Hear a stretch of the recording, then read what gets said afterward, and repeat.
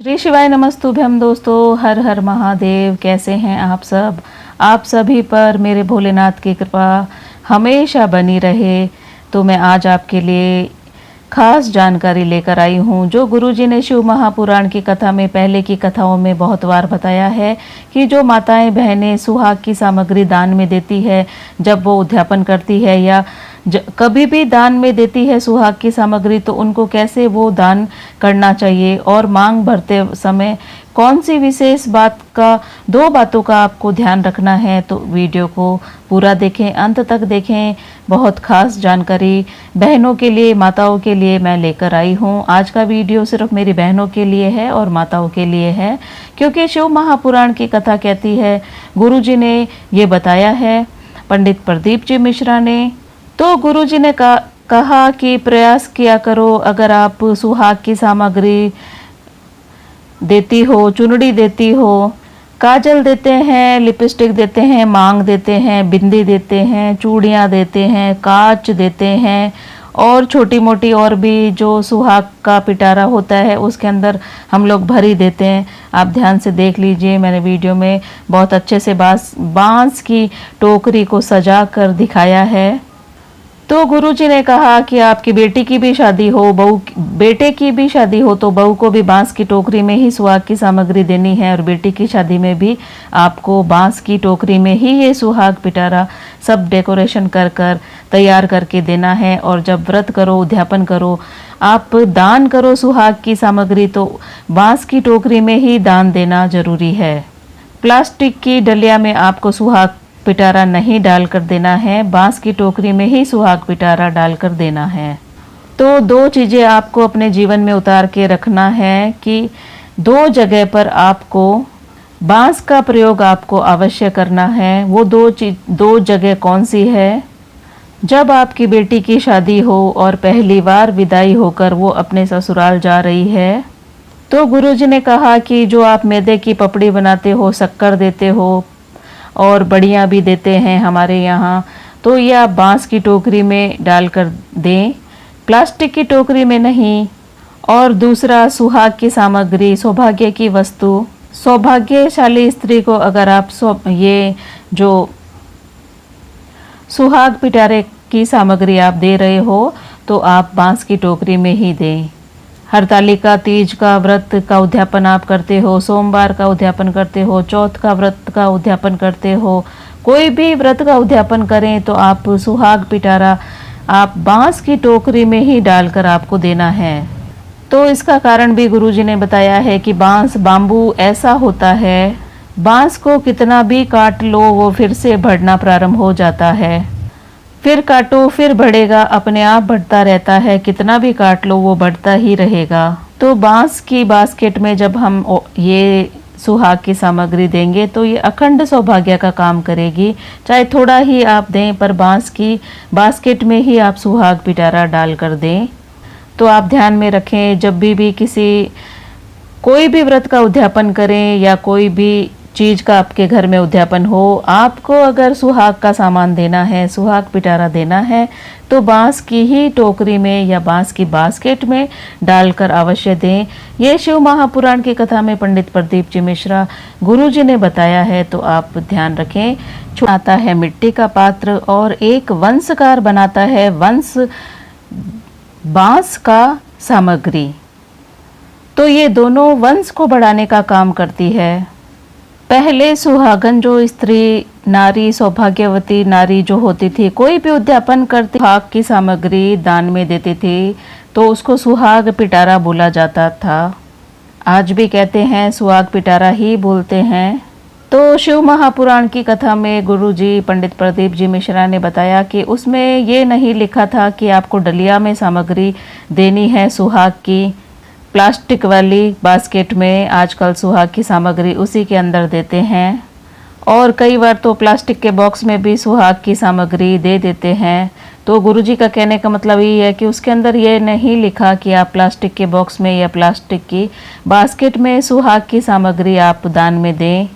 तो गुरुजी ने कहा कि सुहाग पिटारे का मतलब क्या होता है कि बांस की कोई डलिया हो, बांस की कोई बास्केट हो, उसके अंदर सुहाग की सामग्री डालकर बांस की कोई भी बनी हुई आपके पास में सामग्री हो, उसके अंदर आप सुहाग की सामान डालकर, गुरुजी कहते हैं अगर बांस की बास्केट में हम लोग सुहाग का सामान डालकर अगर हम दान में देते हैं तो वो नारी कभी विधवा होकर नहीं जाती, पति के कंधे पर अंतिम समय पर पति के कंधे पर सवार होकर जाती है, सुहागन जाती है इस धरती से।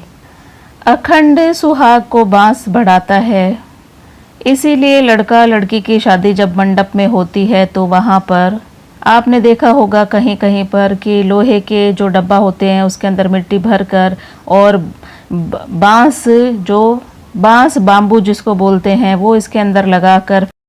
तो मेरे बहनों मेरे भाइयों, कहने का मतलब यही है गुरुजी का शिव महापुराण की कथा में कि बांस की टोकरी, बांस का बम्बू, जब हम शादी के समय मंडप में बम्बू लगाते हैं और बांस की टोकरी का जब हम सुहाग पिटारे में काम में लेते हैं तो हमारे वंश की वृद्धि होती है।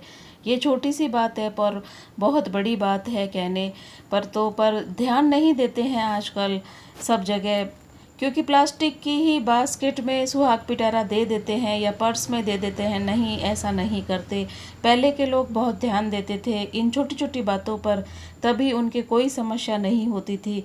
पर आज के समय में ध्यान नहीं देते हैं, तो आप ध्यान ज़रूर दें कि बांस की टोकरी में ही आपको सुहाग पिटारा दान देना है।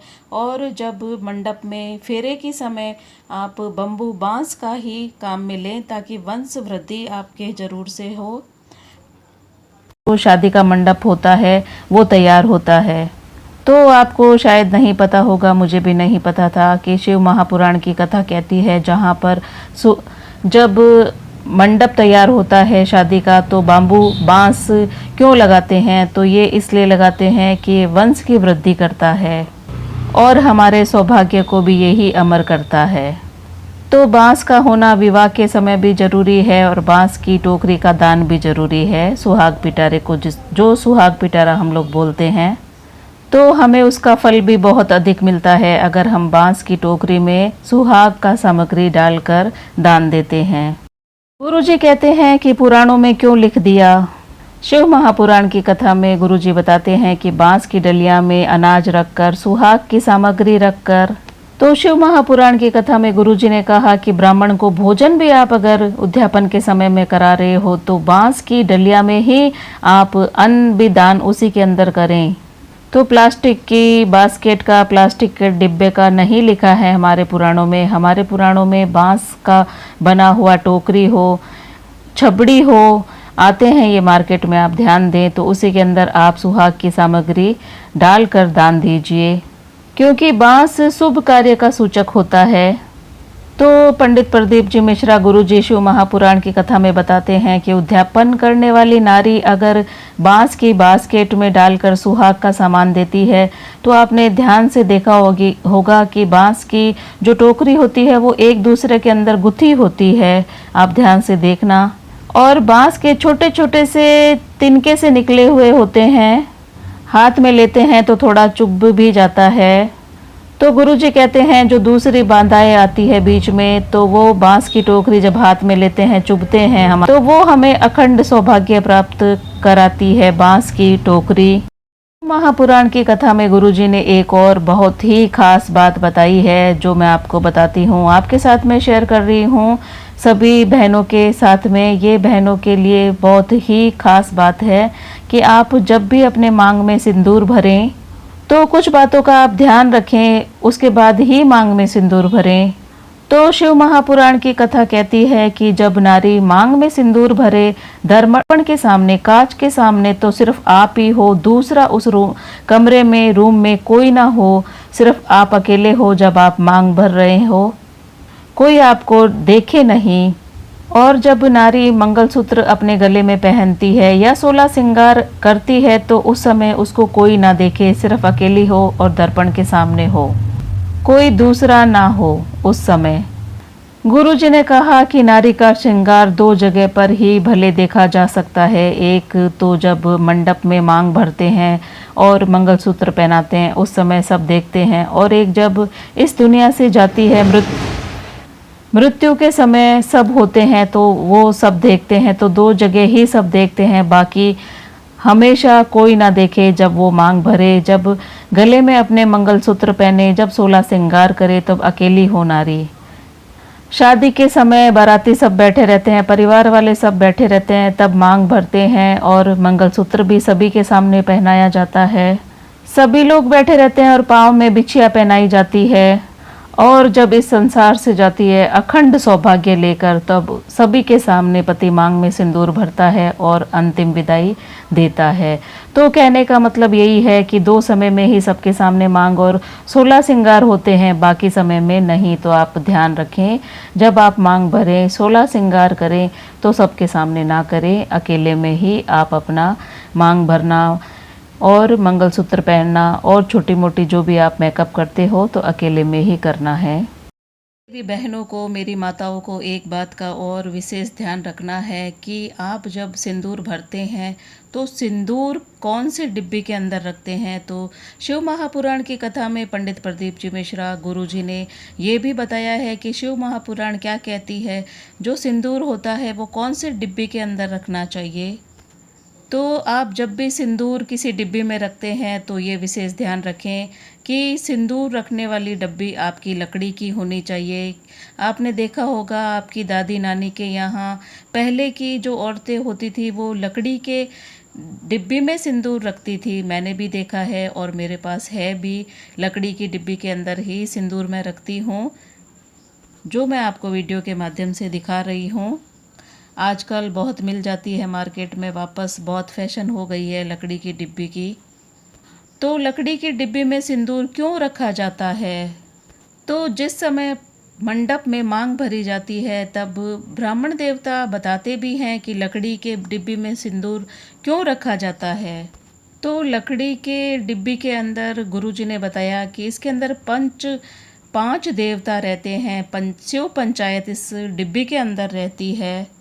जो शिव पंचायत में देव है भगवान विष्णु, माँ दुर्गा भवानी, गणेश जी, सूर्य भगवान और भगवान शंकर। तो ये हो गए ना पंचदेव। ये है शिव पंचायत जो लकड़ी के सिंदूरे के अंदर रहती है। तो आप लकड़ी के सिंदूरे का दर्शन करेंगे तो वो गोल रहता है और आगे का भाग उभरा हुआ भाग रहता है। आप देख लीजिए वीडियो के माध्यम से, मैं आपको बता रही हूँ कि कैसा होता है लकड़ी का सिंदूरा। गुरुजी ने शिव महापुराण की कथा में कहा, जहाँ आप तैयार होते हैं, आपकी ड्रेसिंग होती है, तो वहाँ पर आप लकड़ी की डिब्बी के अंदर ही सिंदूर रखें। प्लास्टिक की डिब्बी में नहीं, चांदी में नहीं, सोने में नहीं, और भी कोई जो हो धातु उसमें नहीं, सिर्फ सिंदूर होना चाहिए। मांग जो भरते हैं वो सिंदूर लकड़ी की डिब्बी में होना चाहिए। ये शिव महापुराण में गुरुजी ने बताया। और लकड़ी के सिंदूरे में ही सिंदूर पड़ा रहना चाहिए, उसी के अंदर से हम लोग मांग भरें। तो गुरुजी ने कहा कि जब मंडप में सिंदूर भरा जाता है तो पंडित जी बताते हैं कि ये 5 की साक्षी में सिंदूर भरा जाता है और नारी का अखंड सौभाग्य रहता है। तो सिंदूर हमेशा लकड़ी की डब्बी में रखें, ये विशेष ध्यान दीजिए आप। गुरुजी ने कहा है, जो छोटी बात है पर बहुत काम की बात है। अच्छा, आप एक खास बात का और ध्यान रखें, मांग भरते वक्त मेरी दीदियाँ, मेरी बहनें, इस बात का भी ध्यान रखें कि जब आप अपने मांग में सिंदूर भरें तो सिंदूरदानी आपके हाथों में होनी चाहिए, क्योंकि ऐसे ही जब हम सिंदूर भरते हैं सिंदूरदानी हमारे हाथ में नहीं होती है तो थोड़ा सिंदूर नीचे गिर ही जाता है। तो ये अच्छा नहीं माना गया है। अगर आप हाथ में सिंदूरदानी पकड़ के रखेंगे फिर मांग भरेंगे तो जो गिरेगा वो सिंदूरदानी में ही गिरेगा, नीचे नहीं गिरेगा। क्योंकि नाक पे जब सिंदूर गिरता है वो तो बहुत शुभ माना गया है। क्योंकि कोई कहते हैं, गुरुजी कहते हैं, शिव महापुराण की कथा कहती है कि नाक पे अगर सिंदूर गिर जाता है मांग में सिंदूर भरते वक्त तो वो कोई शुभ सूचना हमें मिलने वाली होती है या हमारे घर में कोई अच्छा कार्य होने वाला होता है। इसीलिए नाक पे सिंदूर गिरता है जब हम मांग में सिंदूर भरते हैं। तो आप विशेष ध्यान रखें, जब मांग में सिंदूर भरें तो सिंदूरदानी को अपने हाथ में रखें, फिर सिंदूर मांग में भरें। मेरा वीडियो अच्छा लगे तो लाइक करें, शेयर करें, सब्सक्राइब करें, कमेंट में हर हर महादेव, श्री शिवाय नमस्तुभ्यम, नमः शिवाय। ज़रूर से लिखें।